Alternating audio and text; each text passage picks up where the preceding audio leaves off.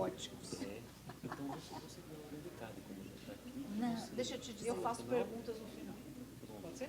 Depois deles eu passo para você. Pessoal, então vamos retomar.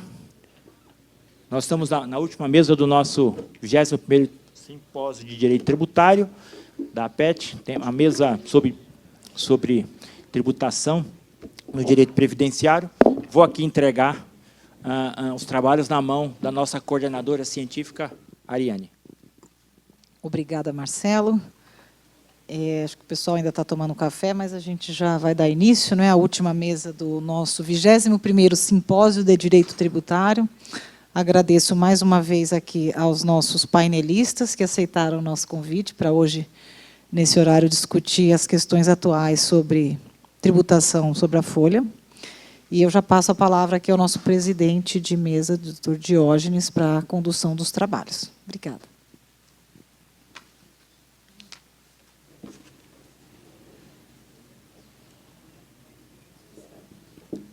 Boa tarde a todas e todos aqui presentes e a quem nos acompanha pelos meios de comunicação. Declaro abertos os trabalhos da 8ª mesa do 21º Simpósio de Direito Tributário da APET, que tem por tema Contribuições Previdenciárias, Questões Polêmicas. Cumpre-nos, primeiramente, parabenizar a APET por seus 20 anos, nas pessoas de Marcelo Magalhães Peixoto, Ives Gandra da Silva Martins e Ariane Guimarães, pela presidência de honra da entidade e direção científica deste evento, grandioso e tradicional, que congrega as melhores experiências, vozes e pensamentos do direito tributário em nosso país. A APET representa um marco para a prática e para a ciência do direito tributário. Durante 20 anos de existência, promove publicações científicas, cursos de extensão e especialização, reuniões abertas e democráticas sobre os mais diversos assuntos contábeis e tributários, participando da articulação de políticas tributárias, a exemplo da reforma tributária PEC 45, também atuando como amiga da nossa Suprema Corte e se notabilizando pela excelência e precisão com que imprime concretude aos seus objetivos institucionais. Essa capacidade organizacional de perceber, ouvir, acolher e articular decorre da grande figura humana do nosso anfitrião, Marcelo Magalhães Peixoto, sempre atento, preocupado e ocupado em atender os mais urgentes anseios e demandas da comunidade jurídica. Para ele, eu peço uma salva de palmas.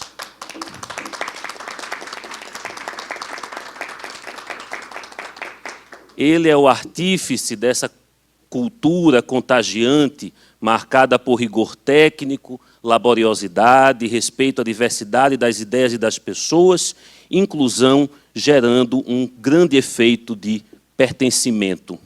E sobre pertencimento eu tenho 2 palavras.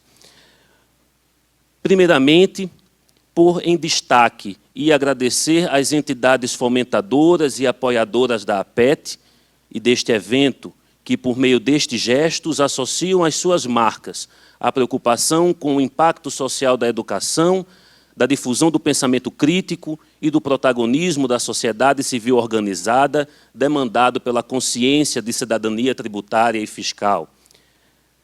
Ainda sobre pertencimento, devo registrar que a APET também se destaca entre as entidades na nossa área pelo incentivo e a efetiva e concreta participação de jovens pesquisadores, mulheres, pessoas pretas e de representantes de linhas de pensamento e carreiras diversas, ao lado dos mestres de sempre, em suas iniciativas.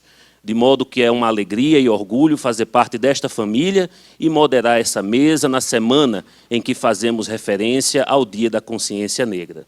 Em respeito à diversidade e à democracia, para além das figuras ou representações imagéticas, contempla os variados lugares de fala, os pontos de partida existenciais e metodológicos que defluirão na riqueza e profundidade dos debates e na consistência das conclusões.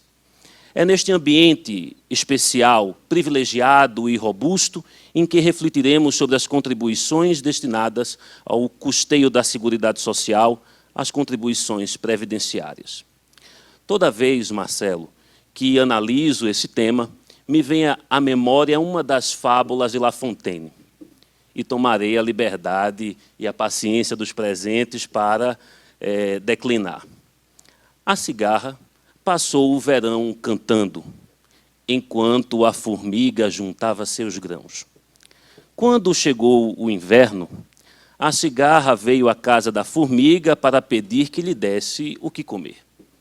A formiga então perguntou a ela: "E o que você fez durante todo o verão?" "Durante todo o verão eu cantei", disse a cigarra. E a formiga respondeu: "Muito bem, pois agora dance." Se a super-receita tributasse os grãos da formiga, como atualmente tributa os agentes econômicos, eu tenho dúvidas se a formiga estaria tão animada em juntar grãos ou se passaria a cantar e dançar com a cigarra sem pensar no amanhã. O assunto é complexo, demanda incursões interdisciplinares e uma cultura constitucional contemporânea que exige, para além da distinção do que seja ou não remuneração, a cautela com o arquétipo do tributo e o atributo da referibilidade inerente à espécie tributária sob pena de degeneração ontológica e incompatibilidade com a Constituição.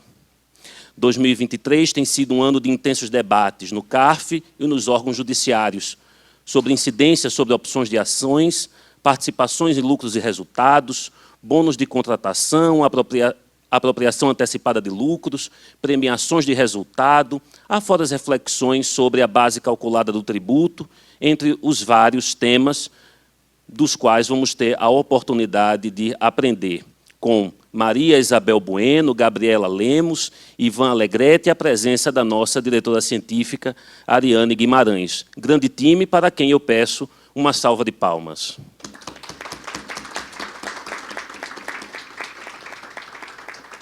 A vocês, amigas e amigos, agradeço pelo comparecimento e ressalto que, em virtude de um impedimento logístico, o professor Paulo Caliendo não pôde comparecer, lamentando e encaminhando um abraço a todos os presentes.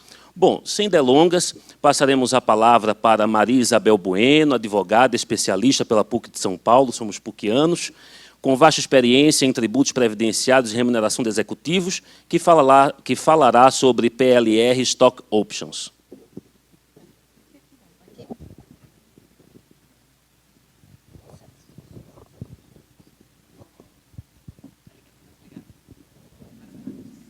O senhor permite que a gente inverta a ordem? Porque nós tínhamos... Eu adorei a fábula. Eu adorei a fábula invertida, nunca tinha pensado nessa fábula invertida. Nós tínhamos aqui imaginado que talvez o Ivan pudesse iniciar, porque ele vem com uma parte de questões, Gabriela virá com outra, eu venho com uma parte que vai pegar o geral do que está acontecendo com as contribuições previdenciárias, para permitir que todos vocês, e pedimos que façam as perguntas durante o nosso momento aqui de reflexão. Então, se isso não for um problema... De modo algum. Muito obrigada. Inclusive porque, pelo menos eu sou, e acredito que todos são, nós somos feministas, e eu adoro as contribuições femininas, essa contribuição é importantíssima. Então, sem delongas, e agradecendo esta pontuação, passamos a palavra para Ivan Alegrete, advogado, doutor e mestre pela USP, professor do IDP, ex-conselheiro do CARF, que tratará das contribuições previdenciárias sob o enfoque da macrolitigância fiscal, com destaque ao salário maternidade e ao salário paternidade. Olá, boa tarde a todos. Agradecer a presença, heróica de todo mundo aqui no final de sexta-feira. Agradecer ao Marcelo. Eu conheci o Marcelo há mais de 20 anos, como conselheiro. E eu sou testemunha da capacidade do Marcelo em congregar as pessoas. A gente sabe que a APET ela vai muito além do Marcelo. Mas a gente sempre fala no Marcelo e por trás dele vem um conjunto de amigos. É sempre muito prazeroso voltar aqui todos os anos e contar com esse ambiente que é um ambiente afável, um ambiente aberto a todos, a participação, a produção científica. Então é uma grande alegria todos os anos. Eu brinco com o Marcelo que o ano não termina sem o simpósio da APET.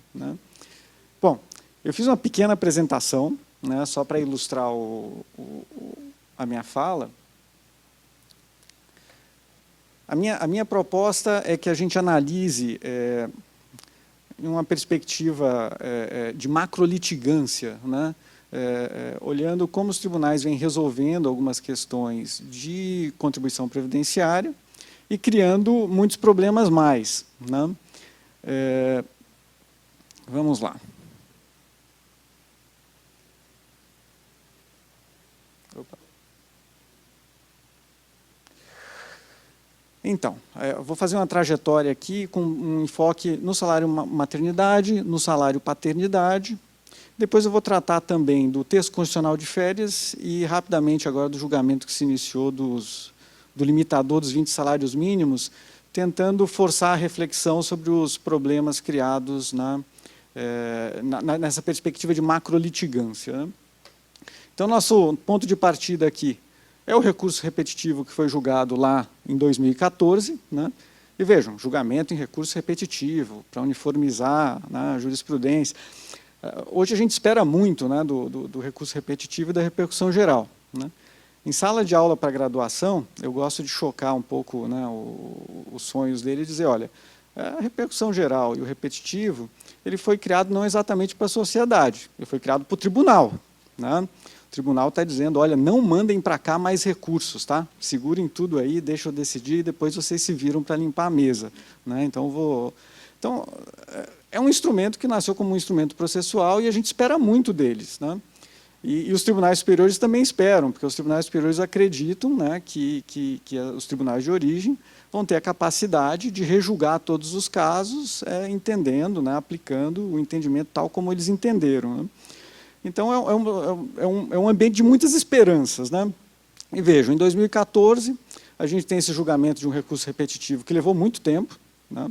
Acho que ele começou o julgamento em 2012, foram vários pedidos de vistas, foram muitos debates, né? Quase todos os ministros pediram vista. Um acórdão que decidiu a natureza de várias verbas, né? E, em especial, quanto ao salário maternidade, o Superior Tribunal de Justiça decidiu, em regime de recurso repetitivo, né, que deve haver incidência, até porque tinha dispositivo expresso na lei dizendo que deveria ser incluído na base de cálculo, né, deveria sofrer incidência das contribuições previdenciárias. Pois bem, quando a gente olha para o passado, né, 2020, né, 6 anos depois, o Supremo Tribunal Federal, que, como todos nós sabemos, né, decidia sistematicamente que esse tema era de índole infraconstitucional, mudou de ideia. O ministro Macorelli disse, olha, eu acho que é de índole constitucional, né? Virou tema de repercussão geral e a conclusão, o desfecho do julgamento foi de que o Superior Tribunal de Justiça não tinha razão, né? Não deve haver incidência da contribuição previdenciária sobre o salário maternidade. Por quê? Porque o salário maternidade ele era um benefício de previdência, ele era uma proteção social, ele não remunera o trabalho, né? E que, por isso, não deveria haver incidência.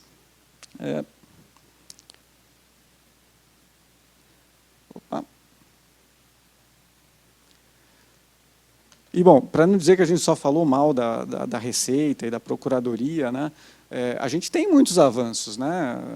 Abrindo e fechando um rápido parêntese, né? Eu acho que a gente só experimenta hoje uma possibilidade, por exemplo, de instrumentos como transação, né, arbitragem, porque a gente tem procuradores hoje que são muito corajosos, que são muito comprometidos, né? A gente está conseguindo vencer aquele paradigma do procurador burocrata, né, que não se importa, né, que não assume responsabilidade. Não, a gente vem conseguindo avanços em âmbito federal por causa de procuradores de categoria. A gente tem gente muito boa, muito competente e muito interessada em resolver os problemas, né? Isso aqui seria inimaginável alguns anos atrás, né? Então, a gente teve a emissão de um parecer pela Procuradoria, aqueles pareceres que são de dispensa de recurso, mas são de dispensa de Constituição, que, no final das contas, é o reconhecimento da administração da procedência do direito do contribuinte. Então, esse é o verdadeiro efeito erga omnes, né? É a própria administração reconhecendo. E vejam, se a gente for mais meticuloso, os dois precedentes, tanto o recurso repetitivo como o caso de repercussão geral, só tratavam de cota patronal, tá? E cota patronal não é contribuição para terceiros, embora a base de cálculo seja a mesma. Não é. Então, a rigor, né, existia um sobressalto com um monte de escritórios de advocacia, com um monte de contribuintes, que propuseram ações judiciais tratando só de cota patronal. Porque se você só tem uma coisa julgada, uma decisão tratando de cota patronal, quem disse que você tem decisão, né, numa perspectiva bem positivista, quem disse que você tem proteção judicial para também fazer o mesmo tratamento para a contribuição de terceiro? Né? Quem vive da advocacia sabe disso. Né? Então, olha, um parecer corajoso. O parecer ele assume, né, a Procuradoria diz, olha, o que vale para a cota patronal se aplica, se transpõe para a contribuição de terceiros. É um avanço, isso é um grande avanço. Né? Mas, misteriosamente, isola isso só para a contribuição do empregador. Ora, essas mesmas razões, essa mesma base de cálculo, essa mesma lógica, né? Ora, não é remuneração do trabalho, é um benefício, não se aplica também para a contribuição do empregado? Olha que coisa assim estranha, né? Até um pouco subversivo. Né? A proteção é dada para a empresa, mas a beneficiária, a segurada, a mulher, quem precisa da licença maternidade, essa não tem o direito, né? Essa não foi reconhecido, essa não é transposto. Né? Então, conversando com procuradores lá em Brasília, né, alguns disseram, não, mas é porque o sujeito passivo é diferente. Bom, não parece que tenha sido o critério aqui do Supremo, né? Nada da argumentação dele limita o sujeito passivo. Né? Ah, mas é porque vai prejudicar a mulher, porque não vai contar para o tempo de aposentadoria dela. Quem disse? Né? O Supremo disse isso? Né? Mas vai ter impacto no valor da aposentadoria. Espera aí, para funcionário público, o salário integral faz todo sentido, mas para iniciativa privada, que tem limitador de teto, né? Alguém perguntou para a mulher se ela quer, né, prefere continuar pagando a previdência ou não? Né? Então, olha só, ficou a descoberto justamente a parte mais frágil, né? A pessoa física da segurada. E o que se espera? Que ela, cada beneficiária, né, que entrar em salário maternidade vai ter que propor uma ação judicial? Né? E daí a gente pode abrir até um outro grande parêntese. Né? A dificuldade que se tem para fazer uma legitimação, né? Eu já ouvi alguns comentários sobre legitimação extraordinária da empresa para litigar em relação ao segurado. Não é extraordinária. Né? Ora, tanto em qualquer situação de fonte pagadora, né, a fonte pagadora ela é a primeira interessada, como obrigada legal, a saber qual é o critério adequado para exercer o seu munus, a sua obrigação. Né? Então, ela tem o primeiro interesse em saber como interpretar a legislação. Né? Nas ações judiciais que eu proponho, eu incluo a contribuição do empregado, né, e desdobro, né, as razões pelas quais eu entendo que a empresa está legitimada, sim, a obter a interpretação de como ela deve calcular, né, a contribuição do empregado. Né? Agora, o que a gente vem recebendo sistematicamente do judiciário? Ou se nega, dizendo que não tem interesse, né, nessa interpretação de que o interesse é econômico, ele não é o contribuinte, não é ele quem arca com o tributo, ou simplesmente a gente consegue o provimento, mas não tem declinação nenhuma de fundamentação, né, sobre a legitimação da empresa para discutir a base de cálculo também da contribuição do empregado. Tá? Então, esse é um ponto a se obter do judiciário, essa maturidade, né, de permitir, até numa perspectiva de macro-litigância, até na perspectiva de proteção social, né, de que se reconheça que a empresa pode, sim, discutir a base de cálculo, até porque a base de cálculo é a mesma. Né? Vai preencher a GFIP informando bases de cálculos diferentes. Né? Você tem que manietar, né? Não é coerente. Né? Não é à toa que os contadores ficam enlouquecidos, né, com o advogado tributarista. Né? A gente consegue o provimento e diz, olha, cumpre aí. Né? Pô, mas base de cálculo diferente para cada um, como é que eu vou fazer isso? Né? Enfim, fechando o grande parêntese, né? O que a gente tem em relação ao salário maternidade? A gente tem um tema de repercussão geral, que alcança as contribuições que o sujeito passivo é o empregador, mas não se aplica para o empregado. Pasme, né? Então, como ficamos? Não houve modulação de efeitos, né, e já foi assimilado pela administração. Então, pode fazer compensação tributária? Pode sim, desde que você não tenha ação judicial. Porque se você tem ação judicial, 170 ADs que tem que primeiro transitar em julgado. Olha que coisa curiosa, né? Hoje, uma empresa, né, uma empresa responsável, um administrador previdente, né, ele vai propor todas as ações que ele pode, não pede liminar, né, só propõe ação para se prevenir de uma modulação de efeito futuro e não ficar com cara de bobo, né? Eu tinha direito, mas eu não posso usar porque eu não entrei com ação. Mas olha que droga. Aí você consegue o provimento no Supremo, a administração assimila, e quem não tem ação pode usar imediatamente. Quem tem fica preso, né, no gabinete de algum desembargador, que se for muito rápido vai demorar 2 anos para julgar, né? E como é que você vai alegar urgência, né? Já foi definido, né? Então, olha que amarração cruel, né? Olha que sistema de precedentes anacrônico, né? E, por fim, embora não teve modulação de efeitos, tem a modulação geral de efeitos, né, de decisões do Supremo, né? Mesmo quem tinha decisão transitada e julgado desfavorável, começa a ter o direito, né, a partir do julgamento do Supremo. Então, pelo menos os temas, né, de aplicação erga omnes, da mudança de entendimento do Supremo, também tem efeito para o bem, né? Esse é um caso que ilustra isso, né? Aí a gente passa para o salário paternidade, né? Que merece o seu capítulo, tem o seu lugar na história, né? Mesquinho, 5 dias, né? Era 1, né? Eu tenho uma filha, né? No Dia das Mulheres eu estava levando ela para a escola, ela me perguntou se tinha Dia dos Homens, né? Pai tem que ter né, tem que ter um anjo da guarda, assim, né? Eu disse, olha, né, você vai entender, né, que existe uma razão muito especial para ver o Dia das Mulheres, né? Hoje vocês têm uma vida um pouco melhor, mas ainda é muito difícil, né? E já foi terrível, né? E já foi terrível aqui, porque ainda costuma ser muito ruim em outros países, né? A civilização ocidental ainda deu uns passos para frente, né? Mas aquilo me fez pensar também que as próprias mulheres, a par de gastar muita energia, né, buscando a sua identidade, sua posição na sociedade, no mercado, vai ter que gastar muita energia também, né, para dar um espaço, né, para os homens. Afinal de contas, né, a gente deve servir para alguma coisa, né? Misteriosamente, a gente deve ser útil para alguma coisa. Porque o que está acontecendo também, né, continuando com a discussão doméstica, né, na escola das minhas filhas, da minha filha, né, o Dia da Mulher continua sendo o Dia da Mulher, o Dia dos avós, o Dia das mães, e o Dia dos pais virou o Dia da família, né? Eu fui conversar com a freira, né? Disse, olha, né, eu entendo, né, isso é maravilhoso, né, tem situações muito ruins, né, tem situações assim que os pais morreram, ou então que se desentenderam de uma forma irreconciliável, né, isso é tudo muito ruim, mas assim, né, vamos agradecer a Deus pelos pais, né, ainda tem pai vivo, ainda tem pai bom, né, ou pelo menos que se esforçam, né, então, aí esse ano ela mudou, foi o Dia do pai e da família, né, deu, pô, muito bom, é um progresso, né, é um progresso, né.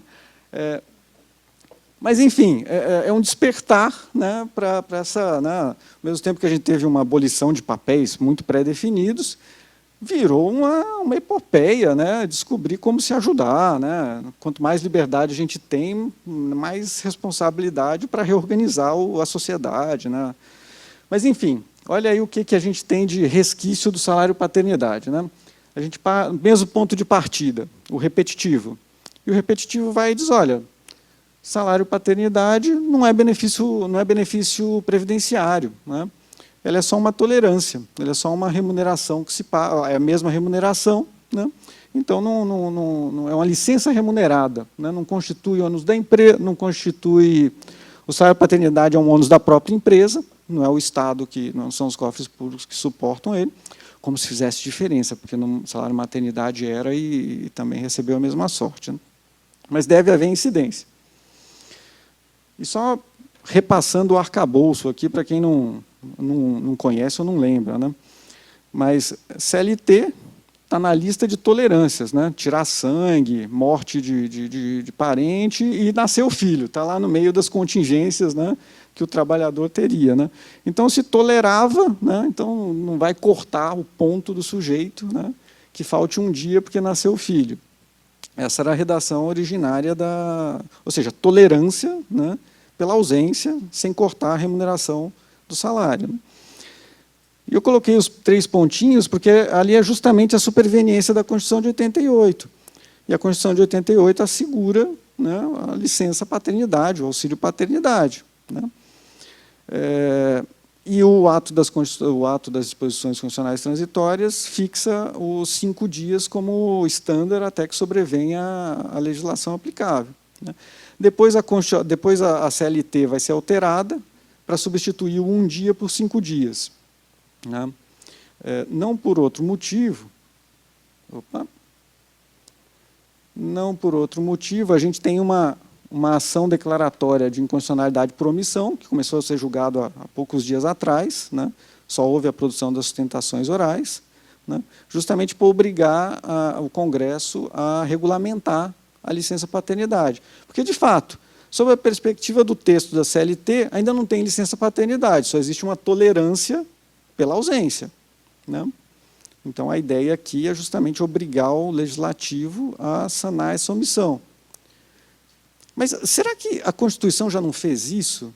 Será que a Constituição não tem força de derrogação suficiente para dizer que existe a licença-paternidade, ou que o status dela virou uma garantia, né? Por força da própria texto constitucional? Será que a gente já não tem de 5 dias? Será que já não é o suficiente para dizer que é um benefício previdenciário e que não deve sofrer incidência? Tá bom, né? Não estou dando uma de von Ehring aqui, 5 dias, né? Migalha, né? O que é isso na frente de texto constitucional de férias? O que é isso na frente de salário maternidade, né? Mas será que não se deveria reconhecer a dignidade que tem, né? E foi um barato, assim, é muito legal quando a gente assiste mulheres defendendo os homens, né? Então, a gente teve uma sequência de sustentações orais das mulheres falando da importância da paternidade. Foi uma maravilha. E isso é a construção da sociedade, né? Homens sabendo defender as mulheres, mulheres sabendo defender os homens, né? E a gente convivendo, né? Ninguém muda o lado da rua, né? Todo mundo consegue conviver, isso é muito bom, né? Mas, então, será que essa fundamentação já não é suficiente para reconhecer no ADCT, né, que isso é um benefício, né? Virou um benefício por força da Constituição, virou um benefício e não deve haver incidência? Mas a gente tem mais uma etapa nisso, que é o tal do Programa Empresa Cidadã, né? Então, o Programa Empresa Cidadã, ela permite a extensão do salário maternidade, né, e a extensão do salário paternidade, olha que beleza. E no caso do salário paternidade, aliás, nos 2 casos, né, a empresa se ressarce abatendo isso do valor do imposto de renda devido. Opa! Então, agora, são os cofres públicos que suportam, né? É o mesmo mecanismo do salário maternidade, só que você não compensa com contribuição previdenciária, né? Aqui você compensa com imposto de renda, mas o mecanismo é o mesmo. São os cofres públicos agora que suportam a prorrogação.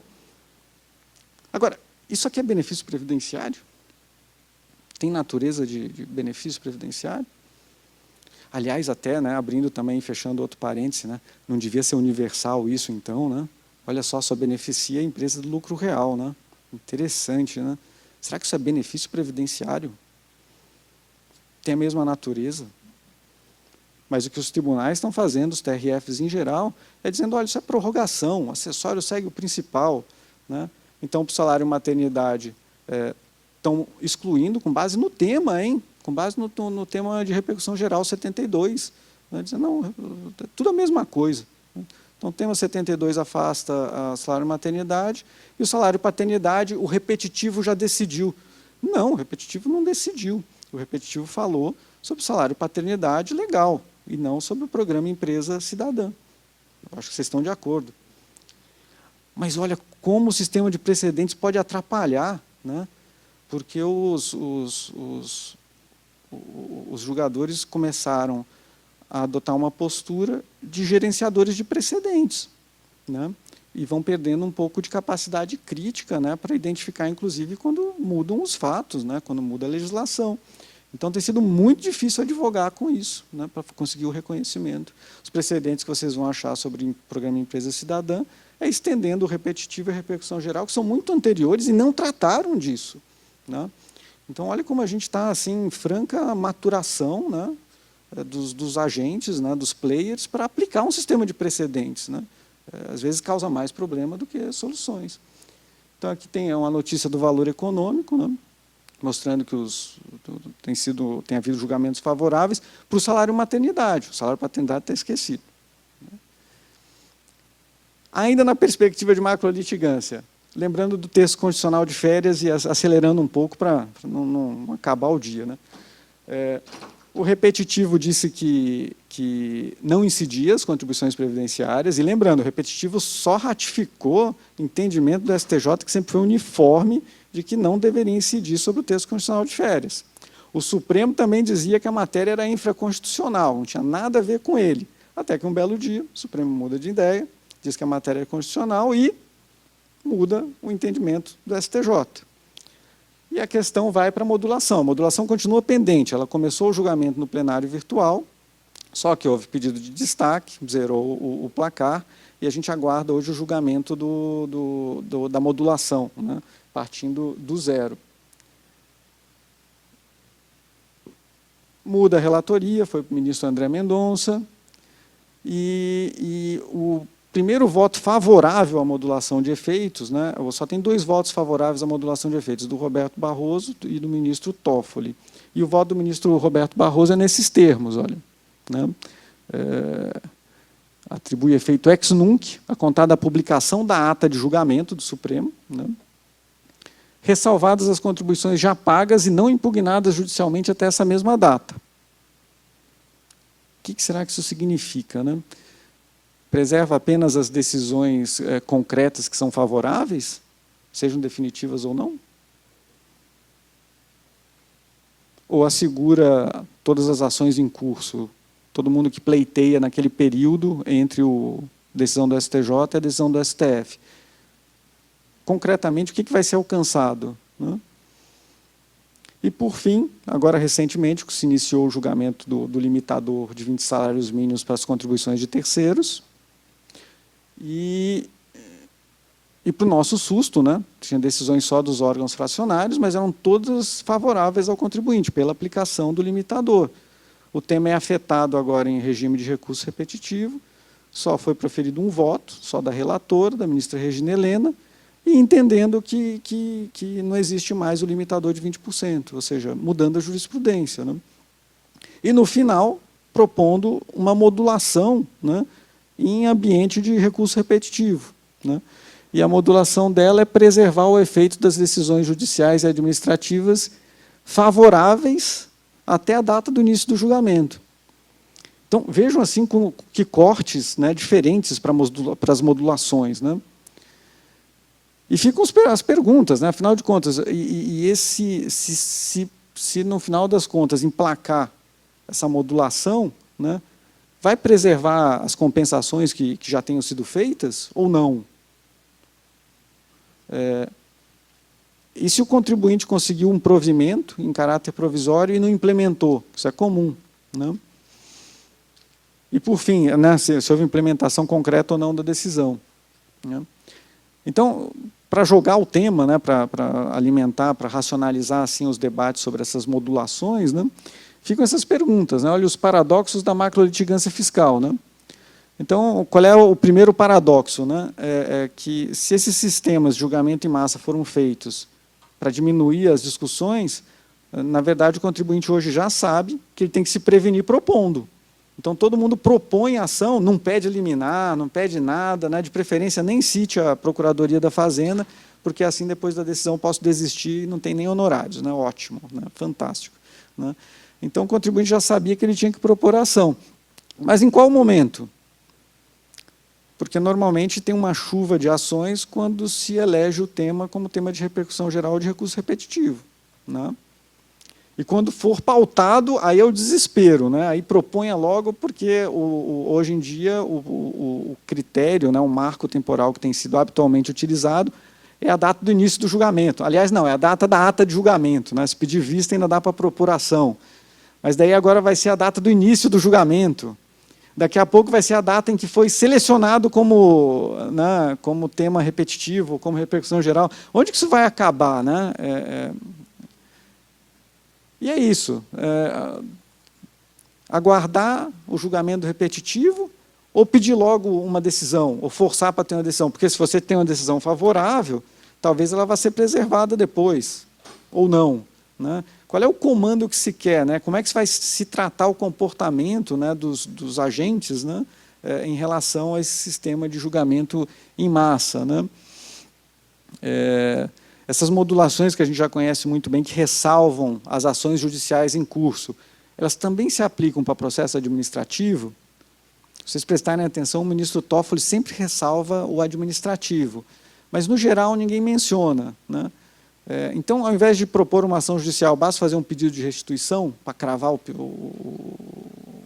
direito, né, de discutir, mas a gente sabe que pedido de restituição e compensação, hoje em dia, você só transmite as informações, você não diz qual é o fundamento do seu direito. Então, já precisa ter se tornado litigioso, já precisa ter uma decisão. E a gente sabe que compensação é decidida, né, em 4 anos, porque senão a homologação tácita. Pedido de restituição, ele vem normalmente acompanhado de um mandado de segurança, porque nunca vai ser decidido, né? Não tem prazo, né? Então, a gente está realmente vivendo um contexto de maturação, né, de amadurecimento do sistema de julgamentos repetitivos, né, de julgamentos em massa, e que tem criado, por enquanto, né, tem causado mais doença do que curado as doenças, né? Então, era essa exposição que eu pretendia fazer para agitar a leitura, né, do tema, e volto a palavra meu caro amigo Teófilo. Parabéns. Muito bom.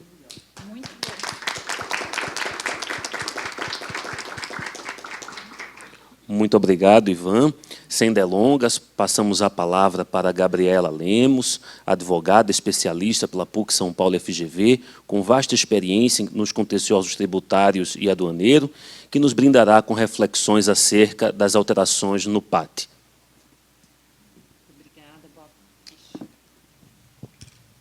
Alô, foi.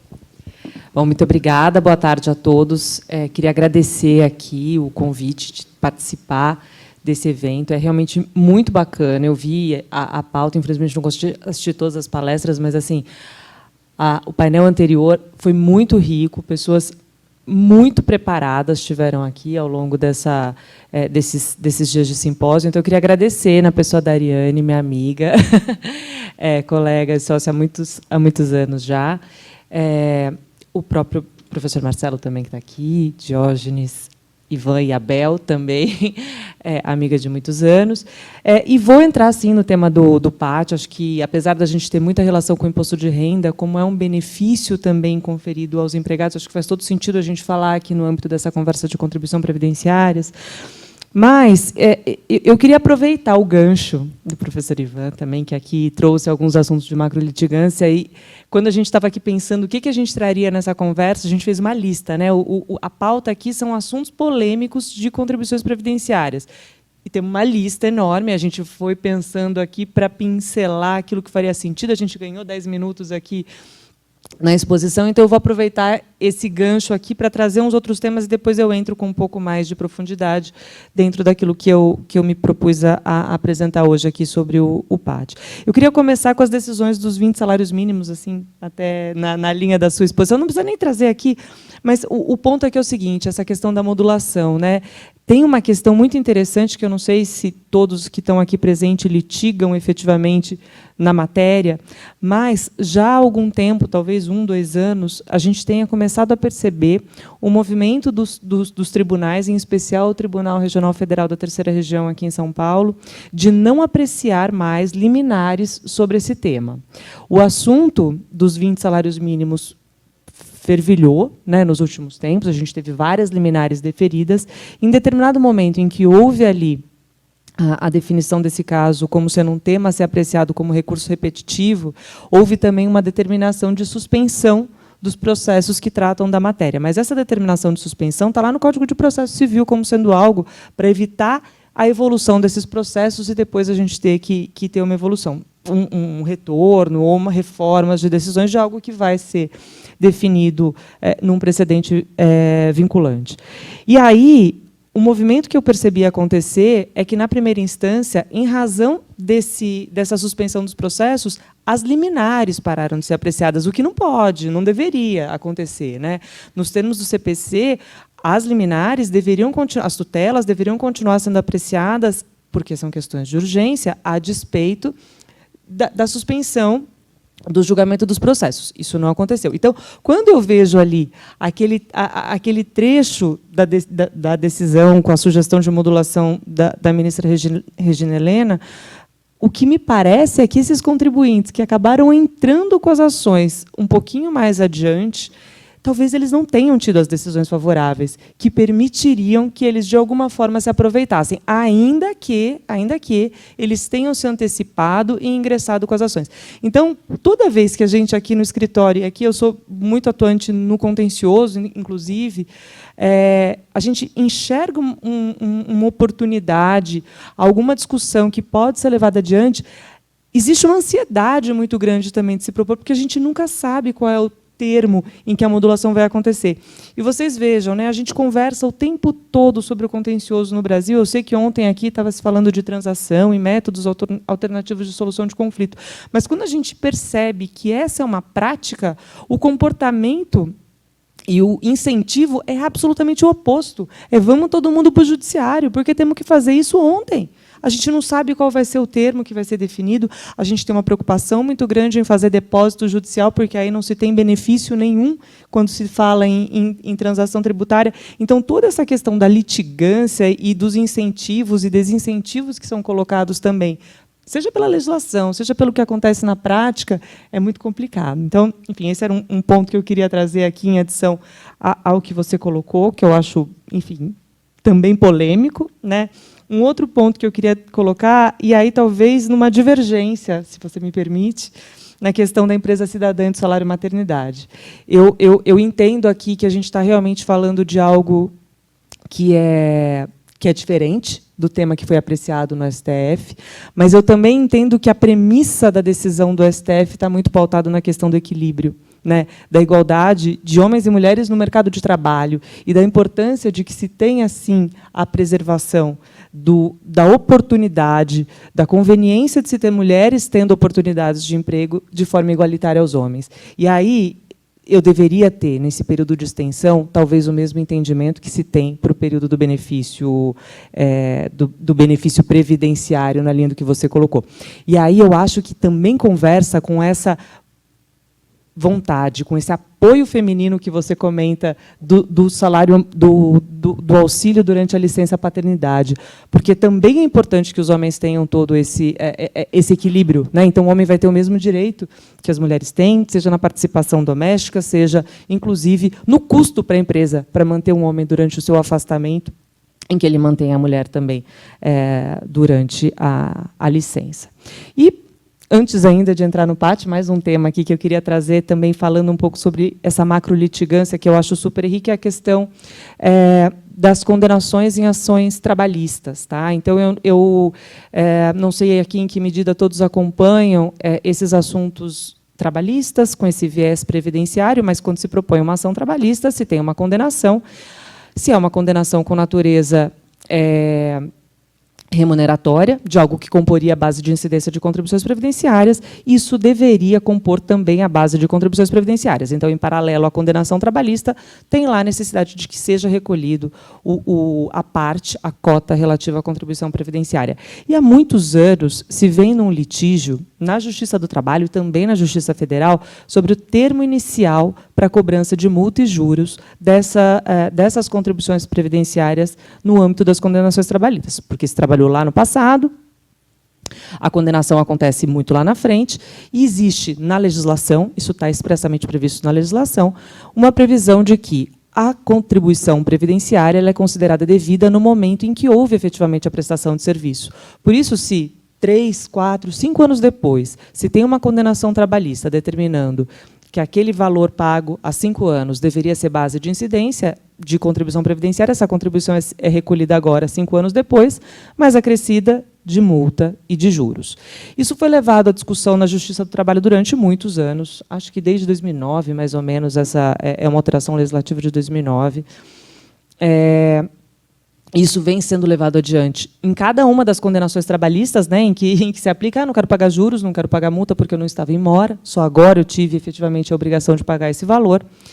E, em paralelo, também, algumas ações foram propostas na Justiça Federal, na Justiça Civil, porque tem um caráter aqui tributário, e principalmente para se entrar com uma ação só e trazer uma eventual coisa julgada, uma eventual liminar para ser aplicada nas diversas ações trabalhistas que estavam em curso. Na evolução da jurisprudência, o TST definiu, tem matéria sumulada, dizendo o seguinte: os juros são devidos, desde lá de trás, mas a multa de mora de 20% não é devida. E o que aconteceu? Nós estamos aqui no momento de sistemas, né? O e-social foi implementado, o e-social traz as informações de uma maneira muito direta, clara, para facilitar a fiscalização, acompanhamento, cobrança. É um sistema mais inteligente, muitas vezes, do que a GFIP, que a gente vivenciava no passado. Ele tem mais espaços, mais campos, mas é um sistema que, muitas vezes, não permite ajustes manuais. A informação está lá declarada, você não consegue nem ajustar, né? Eu tenho uma base para uma coisa, que, com base na ação judicial que eu tenho, isso não serve para outro, não dá, né? O campo está ali, é muito complicado você fazer qualquer ajuste.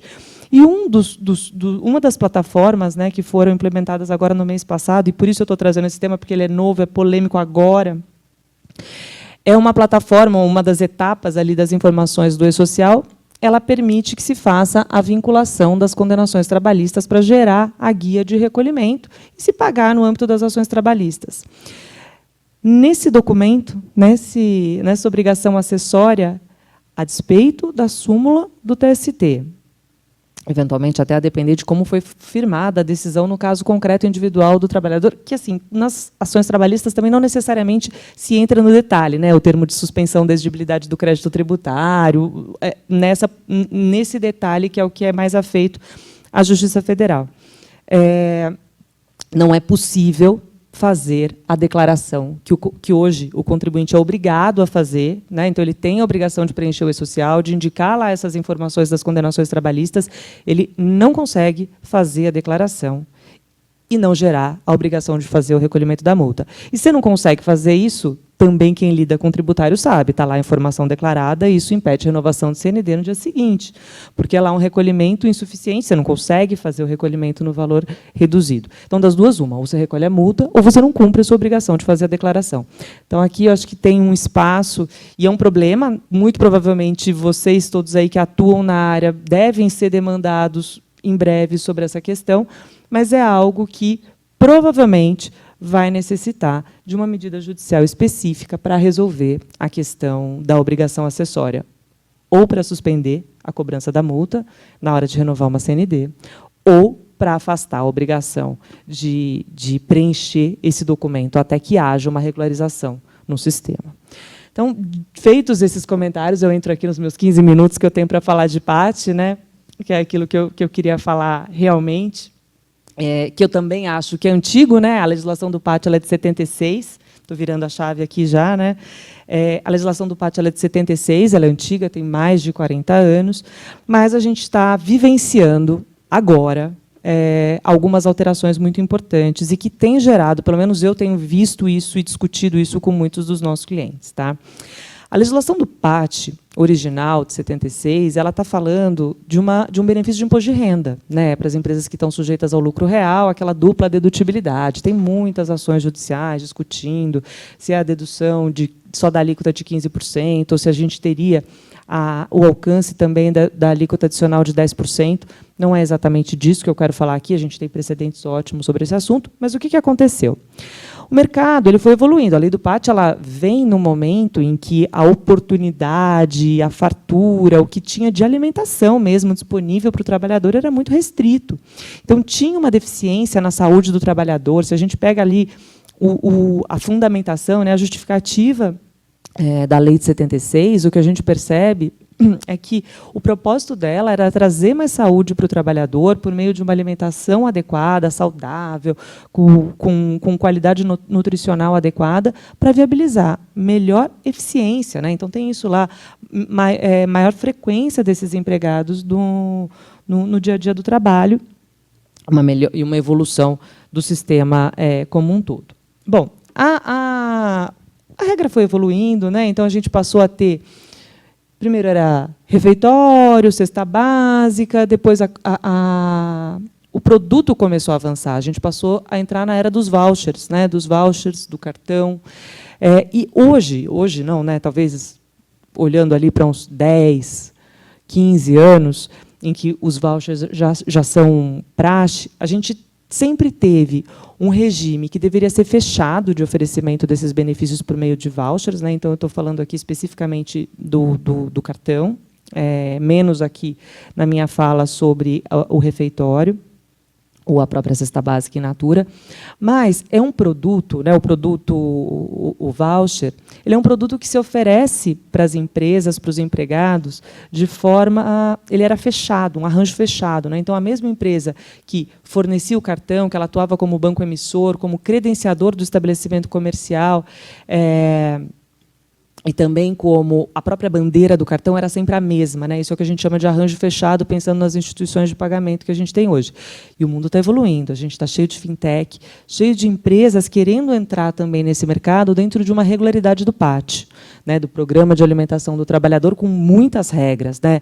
Da fiscalização de como se consome o cartão, da fiscalização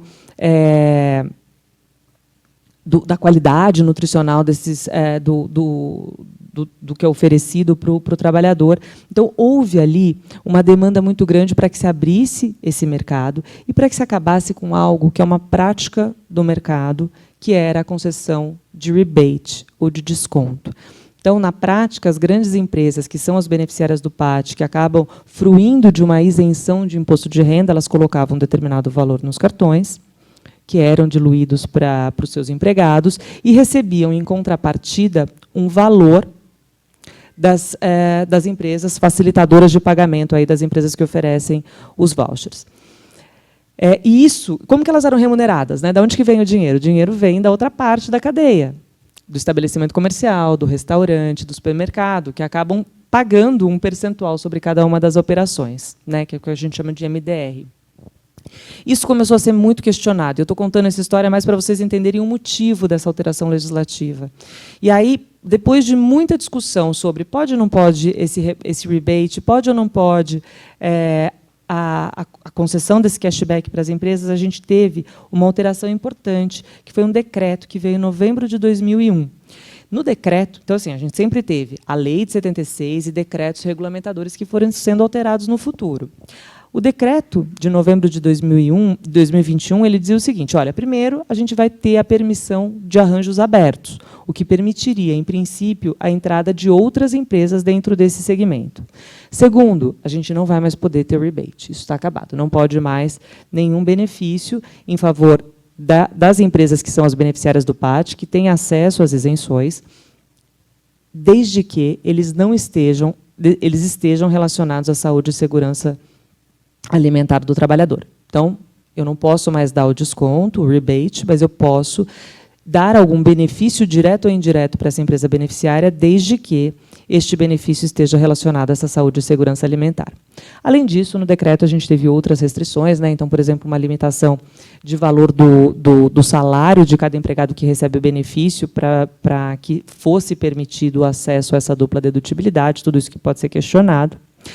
Mas a gente acabou tirando ali do produto, né, e das empresas beneficiárias o acesso a uma remuneração, a uma receita que vinha relacionada, a um benefício a mais que vinha relacionado à própria isenção, essa dupla dedutibilidade do PAT. Essas regras todas passariam a valer 18 meses, ou seja, no início, no primeiro semestre desse ano, para os contratos que já estavam firmados. Então, a gente teve 18 meses para que as empresas se preparassem, seja para o arranjo aberto, seja para acabar com esses benefícios diretos ou indiretos. No momento em que veio essa alteração via decreto, começou uma discussão, mas o decreto pode fazer isso? Não pode? A mesma discussão que a gente já tinha antes com relação à dupla dedutibilidade. Muito rapidamente, em 22, no início do ano, quando a gente ainda estava dentro desse prazo, veio a lei. Uma alteração da Lei de 76, trazendo regras muito semelhantes. E aqui eu entro num ponto previdenciário que é de contribuição previdenciária realmente importante, porque essa lei de 2022, ela alterou as condições para trazer essas mesmas regras para o imposto de renda para alterar ali a lei de 76, que trata do imposto de renda, mas, além das alterações da lei de 76, ela tem lá no comecinho da legislação um dispositivo que fala que essas regras valem também para a contribuição previdenciária.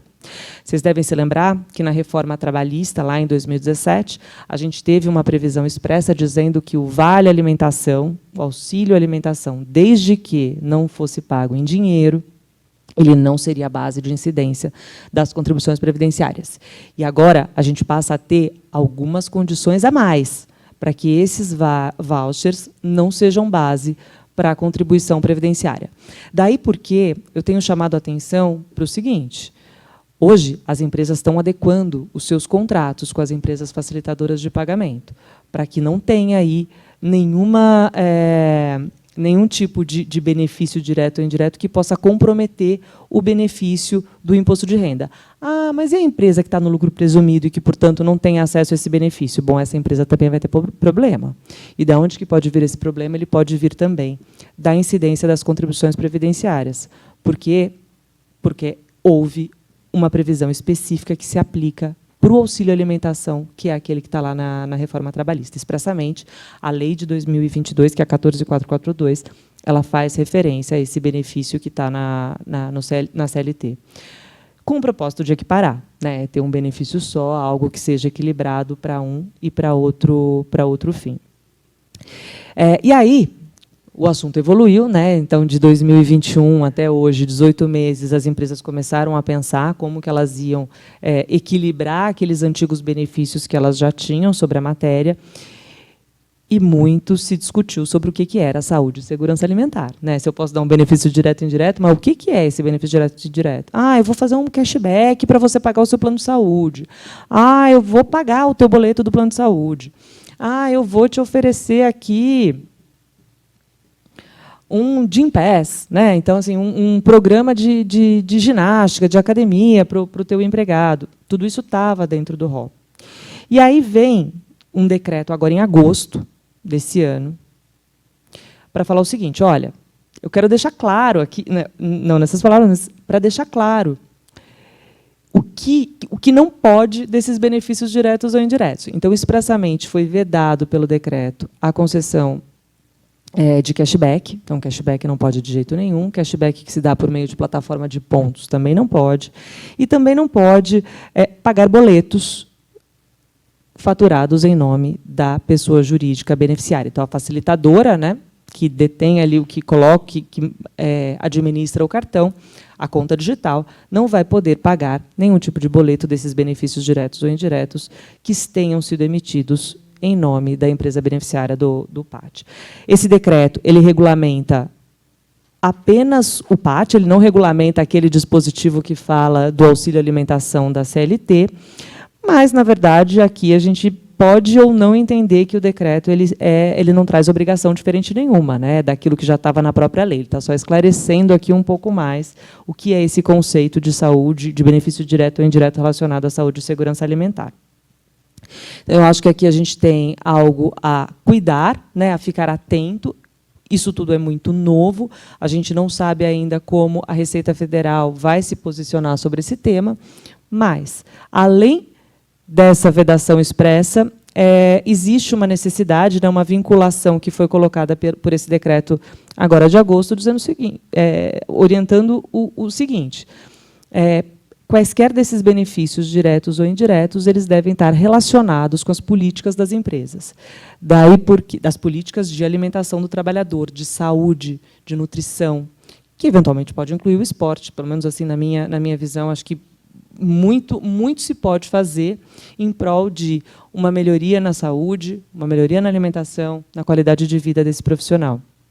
Então, o que a gente tem falado muito, pelo menos no meu ponto de vista, é da importância de se construir políticas de alimentação que sejam adequadas para as empresas poderem receber aqui todos esses benefícios diretos ou indiretos que elas estavam acostumadas a receber e que elas possam construir, junto com as próprias facilitadoras de pagamento, os benefícios que façam sentido conversando com as suas políticas. Enfim, acho que esses eram os pontos que eu queria trazer, tentando me ater aqui ao tema, chamar a atenção para esse assunto do PAT, que eu acho que está em voga mas não está tão claro assim, não tem tanta gente falando com tanta intensidade sobre a matéria, mas eu acho que é uma oportunidade para vocês também estarem atentos e enxergarem isso como uma oportunidade de discussão com as empresas, ou, enfim, se vocês atuam internamente nas empresas, mas para entenderem o que está sendo feito. E, com isso, eu finalizo aqui e agradeço, Diógenes, Ari, Ivan, e devolvo a palavra para você. Obrigada.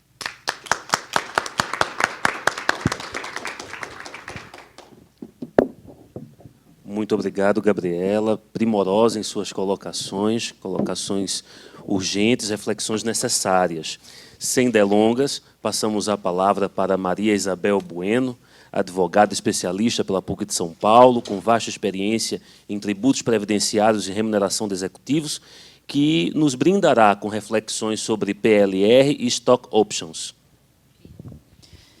Eu agradeço a oportunidade de estar aqui com todos vocês. Sou a última que vai aqui fazer considerações a respeito de contribuições previdenciárias. Agradeço o convite da Ariane e do Marcelo, aqui meus colegas de mesa. Cumprimento-os pelas inquietantes considerações. As minhas não serão menos. Eu escolhi 2 temas para fechar com vocês um pensamento a respeito do que são contribuições previdenciárias e da importância aqui no Brasil e nesse litígio judicial e administrativo.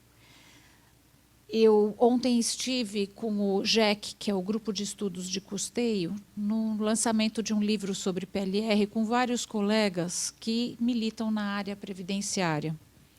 E lá, nesse evento de ontem, nós levantamos que os litígios no CARF que envolvem contribuição previdenciária são muito expressivos.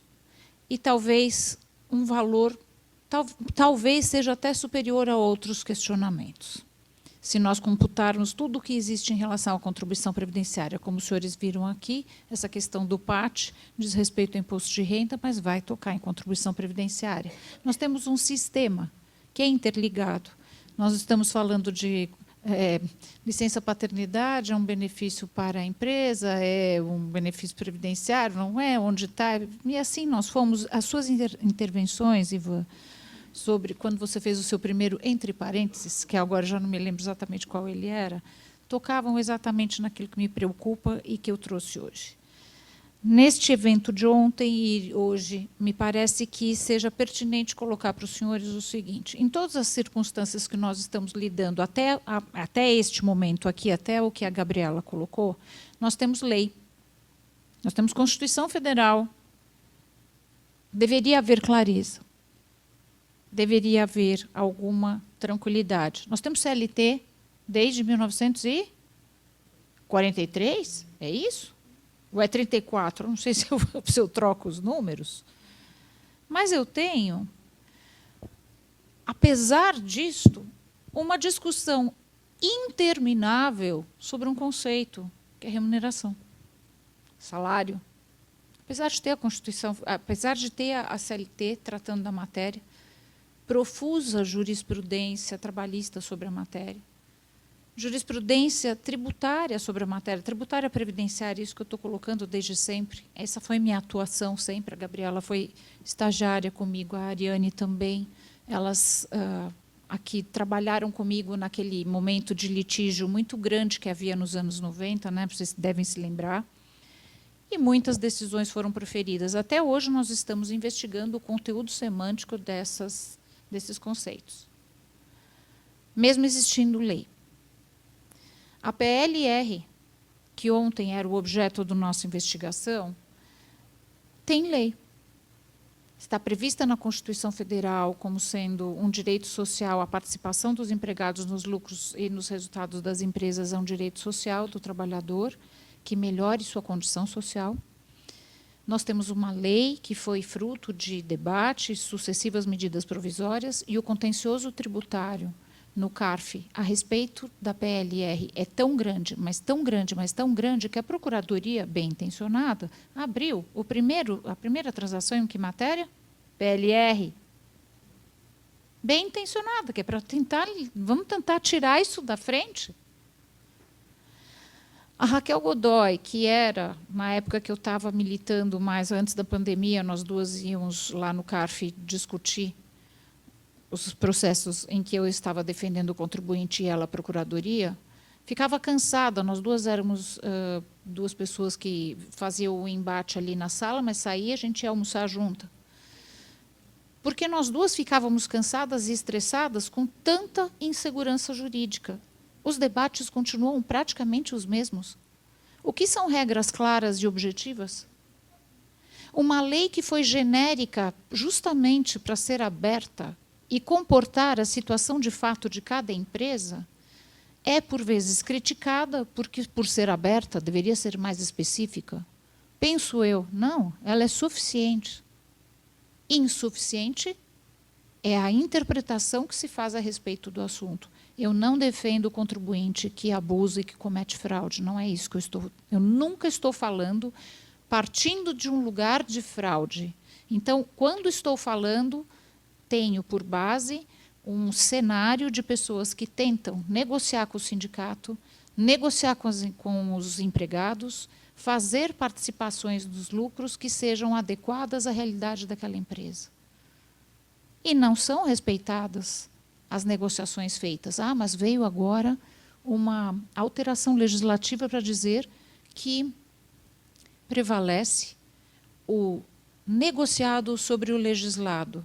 A ver.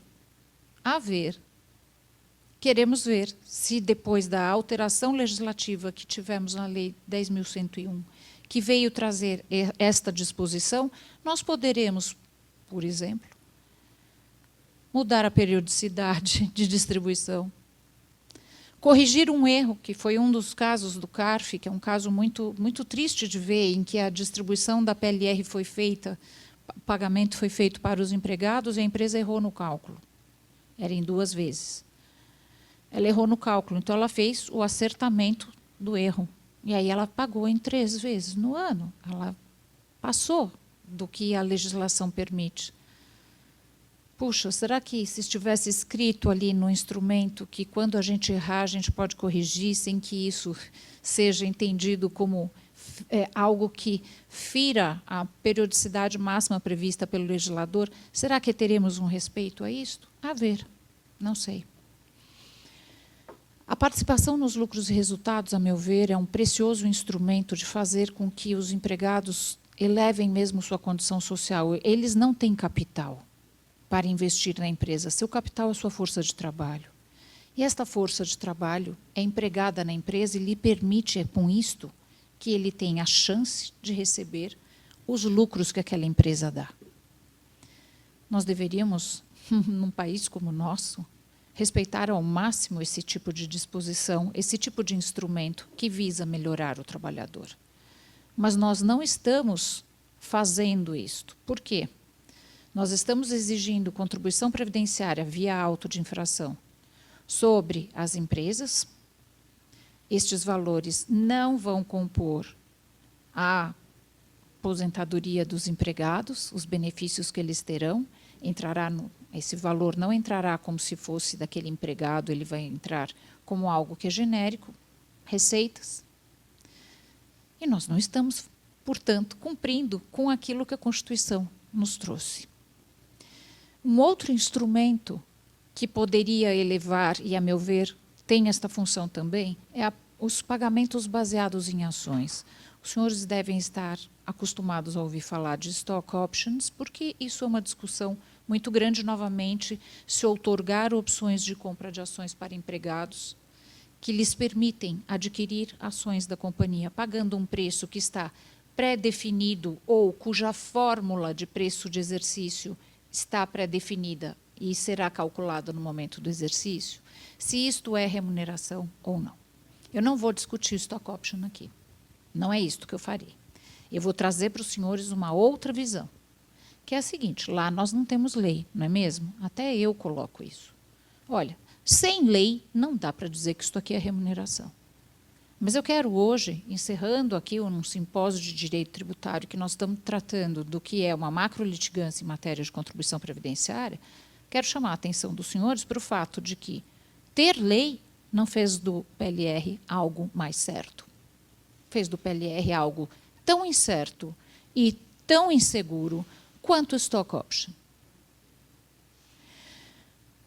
Há muitos anos, eu e Gabriela, para evitar que um cliente que era fiscalizado todos os anos pelo mesmo fiscal a respeito do plano de PLR e autuado, eu disse, cansei de ver você ser autuado. Vamos fazer o seguinte, faz teu PLR, negocia com o sindicato, é banco, tá? Um sindicato dificílimo, negocia. Distribui para os teus empregados e no dia seguinte nós vamos entrar com um mandado de segurança e nós vamos depositar o valor da contribuição previdenciária, porque assim, quando o fiscal chegar, e ele chegará, ele vai encontrar o tributo que ele quer depositado em juízo, está nas mãos do juiz. E o juiz vai poder decidir se aquelas folhas de papel são um instrumento de PLR verdadeiro ou se são apenas isso aqui, este rascunho que está aqui na nossa mão, que é o que, às vezes, a fiscalização faz. O fiscal ficou muito aborrecido, ele foi lá. Ele fez de tudo, né, Gabi? A Gabi é que leva os processos judiciais. Eu faço a parte administrativa. Teve um ano que ele se manifestou, né? Ele foi as informações ali na época da prova foram assinadas pelo mesmo fiscal que batia a porta da empresa. Acusando tudo que ele acusava nos autos de infração. O juiz olhou e falou assim, desculpa, tem sindicato, tem negociação, tem regra, eles mostraram que eles cumprem, tchau. Acabou, nunca mais o fiscal bateu na porta daquele banco. Nunca mais. Mesmo assim, este banco cansou e não faz mais. Não faz mais PLR, gente. Poucas são as empresas que fazem PLR. No dia de ontem me disseram que era algo como 7.000 empresas no Brasil fazem PLR. Tamanha é a insegurança. Stock option, claro, é uma sistemática muito mais complexa. É uma sistemática que vai fazer um outro tipo de elevação, que é os empregados entenderem, quando eles adquirirem as ações, o que significa ser um acionista minoritário e a força e a potência que é ser um acionista minoritário e como você pode influenciar nos rumos da empresa, detendo ações dela. Este é um outro passo. Nós estamos no inicial. Primeiro, para discutir se isso é remuneração, tá? E segundo, para saber se tem contribuição previdenciária e imposto de renda da pessoa física. Novamente, eu não posso deixar os clientes a descoberto. Nem a empresa, nem a pessoa física. O que fizemos? Vamos a juízo. Vamos falar para o juiz. Ó, a empresa e o empregado que tem as opções entendem que isto aqui não faz parte da remuneração deles. Remuneração é salário, é o bônus, ou qualquer outro valor que a pessoa leve. Mas isto aqui não é. Então, os dois, nós não entendemos que isto aqui é remuneração. E o judiciário tem dado decisões. Novamente, aqui é Grupo Gabriela com Paulo Tedesco. Fazem essa defesa lindamente. E estamos no STJ, gente. A maior parte das decisões que nós temos, mas é uma maioria esmagadora, né, Gabi? Diz que isto é um arranjo que não é de remuneração. Estamos no STJ com a Raquel lá em cima, tentando fazer com que os processos que estão conosco, sob nossa condução, sejam marcados com a etiqueta do repetitivo. Nós entendemos que isto não deve, não pode acontecer, porque você não pode pegar um único plano de stock option, um único programa de stock option e fazer dele algo representativo da totalidade. Chamamos alguns colegas para virem conosco despachar e lá no STJ, a Fabiana está aqui, do Maria de Oliveira, mais o Ricardo Krakowiak, e eu e o Paulo. Nós vamos lá para despachar, junto com a Ariane aqui, para despachar e dizer o seguinte, não há sentido em fazer uma coisa dessas. Em outras palavras, não produz a lei onde não há fato. Não dá para produzir lei sobre um fato. O fato escapa. Ele é cambiante. Não produz a lei sobre um fato para fazer com que todos os demais sejam decididos da mesma maneira, liberando os tribunais. Aqui não se trata bem de liberar os tribunais, mas algo de uma vendetta, talvez. Por quê? Porque o judiciário deu muito em oposto àquilo que o CARF deu. E aqui eu termino, então, por dizer aos senhores que eu acho que transação é algo que pode servir muito bem a várias matérias. Contribuição previdenciária é uma delas. É um tributo de enorme importância no país, um país pobre nesse sentido. A nossa previdência é algo que é preocupante, nós precisamos da previdência, ela é importante para os brasileiros e para os trabalhadores. As empresas não querem sonegar, se elas quisessem sonegar, elas nem empregavam. Elas empregam, gente, vamos parar com isso, vamos tirar essa visão. Eu prefiro que a transação vingue, essa é minha opinião. E agradeço a oportunidade, estou à disposição de quem quiser, inclusive a Gabriela, eu tenho certeza aqui, com essa matéria do PAT, que é um troço de loucos, mas tudo bem. Obrigada.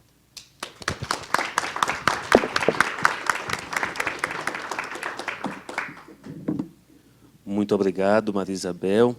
Nós vamos devolver a palavra à nossa diretora científica, Ariane Guimarães, advogada, mestre, doutora pela Unicelb, pesquisadora visitante da Universidade de Georgetown, dos Estados Unidos, para a suscitação de tópicos, para a continuidade de suscitação de tópicos polêmicos, né? Diante de tudo aquilo que a gente ouviu.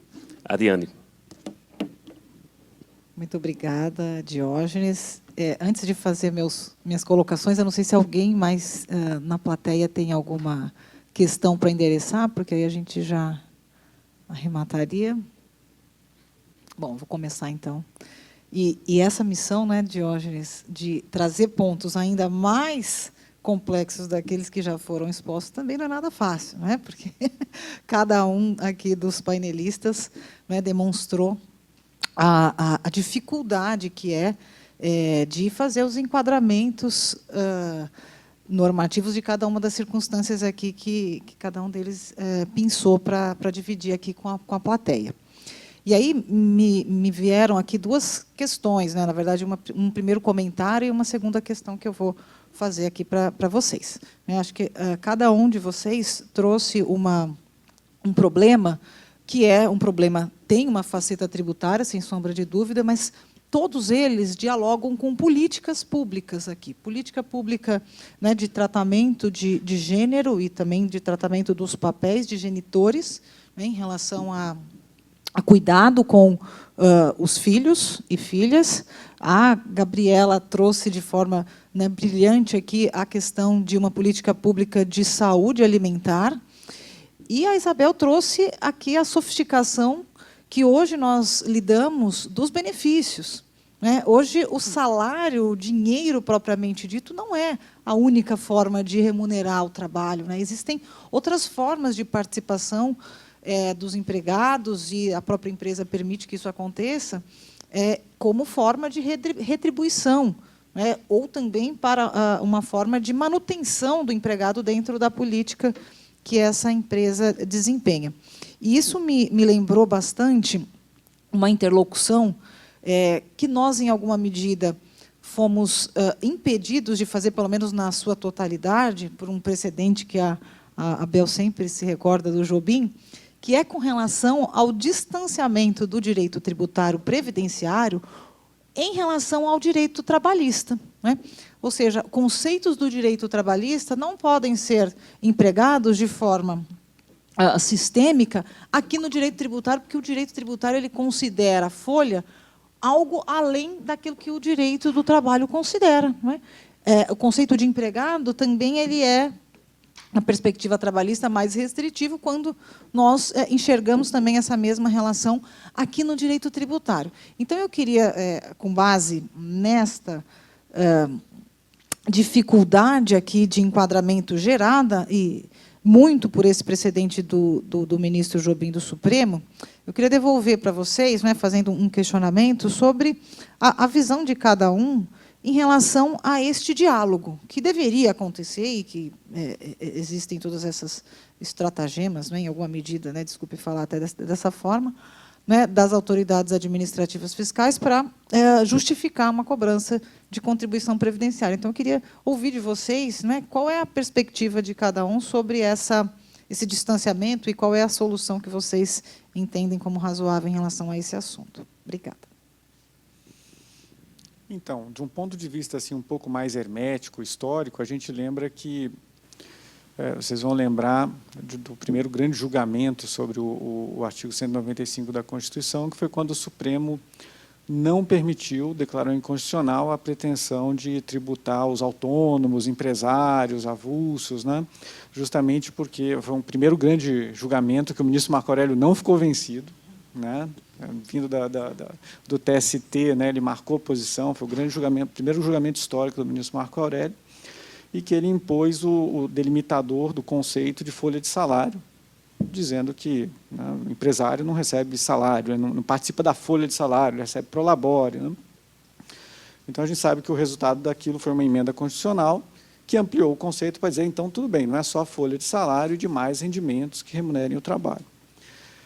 O que acontece é que, depois dali, os julgamentos do Supremo, eles são claudicantes, né? A gente não tem exatamente uma delimitação conceitual do que integra ou não, né, o que caracteriza ou não o rendimento do trabalho, né? E, somado com esse descasamento, né, de que a legislação trabalhista faz uma listagem do que se considera ou não salário, que é anacrônica em relação ao que a lei da Previdência lista como base de cálculo ou não, né? Então, tem um descasamento, tem uma falta de coesão entre a legislação tributária e a legislação previdenciária, né? O que levou a esse volume de ações intermináveis, né, sobre que tipo de verba caracteriza ou não uma remuneração do trabalho, né? Hora extra é remuneração do trabalho? É remuneração do trabalho. Bom, eu não quero abrir um outro parêntese, mas se a gente quiser abrir um parêntese, mas não para funcionário público, né? O soberano diz que hora extra para funcionário público não é, né, não incide a contribuição, né, do regime específico, né?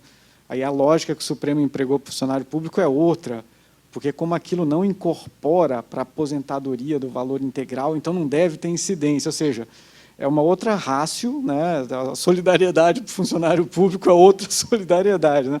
Uns mais iguais que os outros. Mas, fechando parênteses, voltando aqui para os mortais, né? O que a gente tem? A gente tem um monte de decisões que são pontuais, anacrônicas, e a gente não sabe o que integra ou não o contrato de trabalho, ou né, estrito senso, remuneração do trabalho, né? Será que esse é o critério? Né? Isso apareceu no julgamento do tema 72, porque está em afastamento, não tem trabalho nenhum, né? Está recebendo benefício previdenciário, aí já entra em outro item, né? Custeado pelo Estado, faz diferença? Né? Então, a gente não tem hoje uma linha segura, né, que permita, né, da jurisdição constitucional, a gente concluir o que é ou não a remuneração do trabalho, né? Vai alcançar adicional de insalubridade? Né? Vai, tá, a jurisprudência é consolidada, adicional de insalubridade, adicional de periculosidade, né? Porque eles fazem parte do contrato de trabalho. Mas é remuneração do trabalho? Então, a gente não tem exatamente uma jurisprudência coesa que permita que a gente conclua. Uma segunda observação que eu faço é porque minha principal linha de pesquisa, né, no IDP, e que foi objeto do doutoramento, foi justamente a compreensão da renúncia de receita, o que deve ser interpretado como renúncia de receita, né, como aplicação orçamentária pela via indireta dos benefícios tributários, né, o que merece ou não esse tipo de conceituação.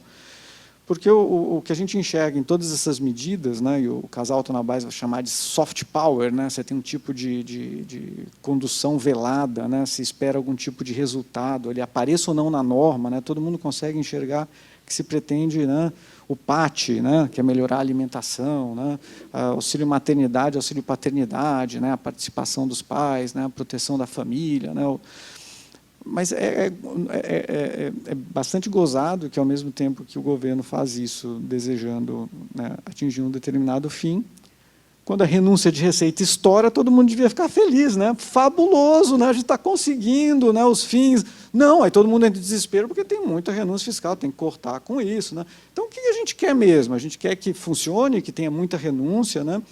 Porque isso não é só dinheiro do governo, o dinheiro acaba manipulando o privado para ele empatar o dinheiro próprio para determinada finalidade, ainda faz o privado servir de fiscal, né, sob pena do quê? De ter que pagar o tributo do mesmo jeito, né?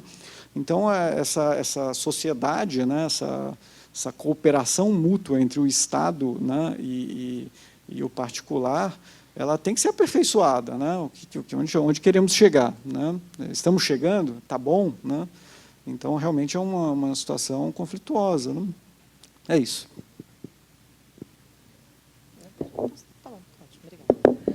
Eu vou ser bem breve aqui. Eu acho que realmente é bem polêmico esse ponto. Eu acho que realmente as obrigações trabalhistas têm lá a sua finalidade, sua previsão, aquilo que tem ou não, o empregador tem ou não obrigação de oferecer para o empregado. E a lei tributária, por outro lado, tem também seus próprios conceitos que precisam ser observados, mas a gente tem lá o artigo 110 do CTN também. Né? Então, conceitos de direito privado têm que ser tomados de direito privado, e não dá para a gente ter um conceito para uma coisa e outro conceito para outra finalidade. As obrigações são distintas, você pode ter alguma coisa que seja direito do trabalhador ou não, mas, para mim, tem uma base de cálculo muito bem definida no artigo 22 da Lei 8212, que é bem definida, vírgula, né? Ela está definida, né? Ela está definida. É aquilo que você oferece para remunerar o trabalho de alguém prestado ou colocado à disposição. Aquilo que não foi isso é outra coisa que não é base. Né? Então, me incomoda demais a gente ter essa insegurança, essa incerteza e ficar sempre dentro da classificação possível, né? É possível, temos aqui esse caminho, mas também a gente não sabe o que vai ser exigido do outro lado. Então, temos que lidar com isso, infelizmente. Queria ir mais animada para casa na sexta-feira à noite. Eu volto ao diálogo, eu volto a essa... Não sei dizer o quanto isto tudo se incrementou quando a fiscalização passou para a Receita Federal. Então, nós passamos a ter uma pessoa que vem aqui, como nós somos um painel que privilegia a diversidade, diversidade é diversidade de pensamento, que é essa que produz alguma coisa, porque não é diversidade. Botar nós duas juntos, esquece, vai sair a mesma coisa. Nós três juntos, vai sair a mesma coisa, não tem diversidade nenhuma. 3 mulheres, tudo igual. Nós temos que pôr diversidade de pensamento. A Receita Federal trouxe muita forma de fiscalizar e de interpretar como se fazia com os demais tributos, com negócios que seriam potencialmente geradores de demais tributos que vocês discutiram aqui. Este tipo, eu vou chamar assim de descaracterização daquilo que foi feito pelo contribuinte, passou a ser muito forte a partir do momento que a Receita entrou, como sendo a fiscalizadora. Antes disso, eu fazia as defesas no Conselho de Recursos da Previdência, que tinha menos recursos, que eu achava que aquilo ali, não estou falando que eles eram melhores, não estou falando nada, nem piores, não estou falando nada disso. Eles tinham menos recursos, as coisas eram diferentes, e eu não sei se lá nós tínhamos pessoas acostumadas a olhar a aproximação muito grande entre direito do trabalho e direito previdenciário. Nós temos uma aproximação imensa. Existe, a minha interpretação do 22 da 8.212 é a mesma da Gabi. Nossa, mas é tão claro isso aqui. Por que você fica falando que a minha PLR é isso? Ela não é. Tem uma lei aqui, ó, que fala que tem que fazer desse jeito. Não, é que quando você não faz assobiando e tocando flauta ao mesmo tempo, mas acenando assim, não é PLR. Então, isto é uma outra forma de abordar os negócios que acontecem na vida normal das empresas e dos empregados, com vistas a implementar coisas que estão regradas por lei. Ou seja, precisa de lei para stock option, gente? Não precisa. Vai ter o mesmo questionamento. Se nós pegarmos um projeto de lei que existe lá, e que eu não estou nem dizendo que é bom nem que não é, mas qualquer coisa que esteja escrita, que era, você tem que assobiar, tocar flauta, fazer assim com a mão. Se você não fizer isso, de novo, vai ser a segunda PLR.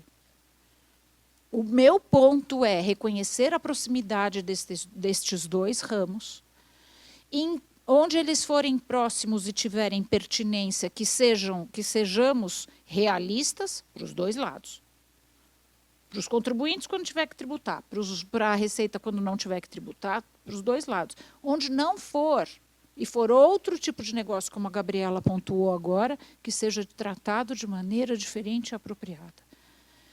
aqui, em todas as discussões, começando pelo Ivan, nós não estávamos falando só de contribuição previdenciária. O tempo inteiro teve o imposto de renda da pessoa física, ou a retenção do da contribuição da segurada. Mas que beleza isso! Eu vou dizer para vocês o que penso.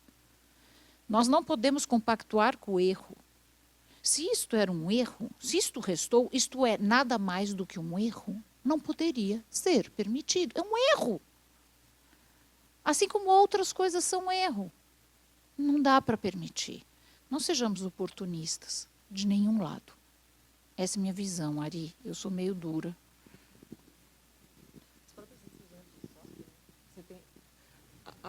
A gente fala dessa questão da diferença, né? As próprias discussões de stock options, que envolvem imposto de renda e contribuição previdenciária, a gente tem um volume maior de decisões favoráveis com relação à contribuição previdenciária do que com relação ao imposto de renda. Mas, assim, é a mesma coisa. Por que a remuneração de um lado e do outro vai ter... Não é remuneração de um lado na incidência de contribuições previdenciárias e vai ter uma retenção de 27,5% como se rendimento do trabalho fosse? Não faz sentido. Ariane, se me permite contribuir, eu tenho uma relação de amor e ódio com este assunto. Amor porque foi meu primeiro artigo publicado. Eu publiquei um artigo com o professor Roque Carrasa sobre contribuições, citando o casal Tanabás, considerando que os direitos evoluem.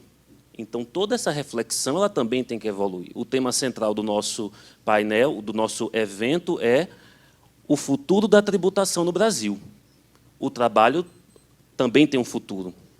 E, na tributação, nós estamos discutindo a reforma tributária, né? Eu gostei muito da fala da Fabiana, nesta manhã, e ela fazia uma análise sobre o futuro da reforma tributária no que concerne à renda. Se nós olharmos o padrão da OCDE, nós precisaríamos reduzir em 10% a tributação sobre o consumo e aumentar em 10% a tributação sobre a renda e de 10 a 20 a tributação sobre o trabalho. E é disso que estamos tratando aqui, né? Considerando o princípio da paternidade responsável, os novos direitos, essa questão toda de que estamos tratando. Então, o meu receio é que daqui a pouco a gente faça com a contribuição previdenciária o que está acontecendo com a tributação sobre o consumo. Pouco importa se é mercadoria ou serviço, pouco importa se é remuneração ou não, e vamos tributar tudo. Então, se nós formos por esta lógica, esta tendência performativa, talvez daqui a o quê? A próxima etapa vai vir daqui a 90 dias, não é? O prazo foi encurtado.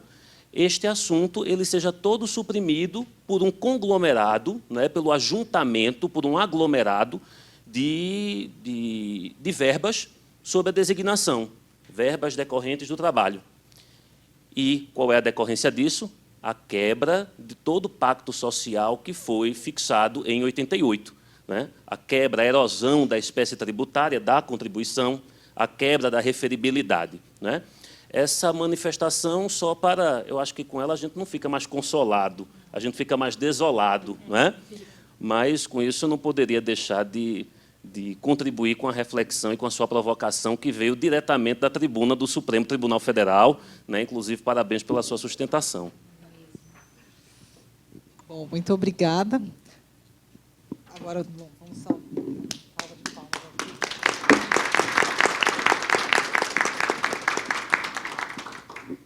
E vamos ao encerramento, né, presidente? Muito obrigada por todos. Nós vamos fazer uma foto, né? Nós fazemos a foto oficial aqui da mesa.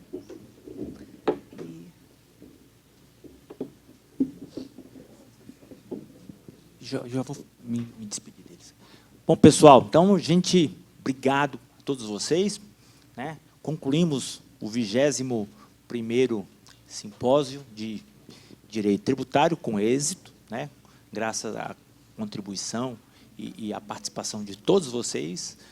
E até o ano que vem. Ok? Obrigadão. Tchau.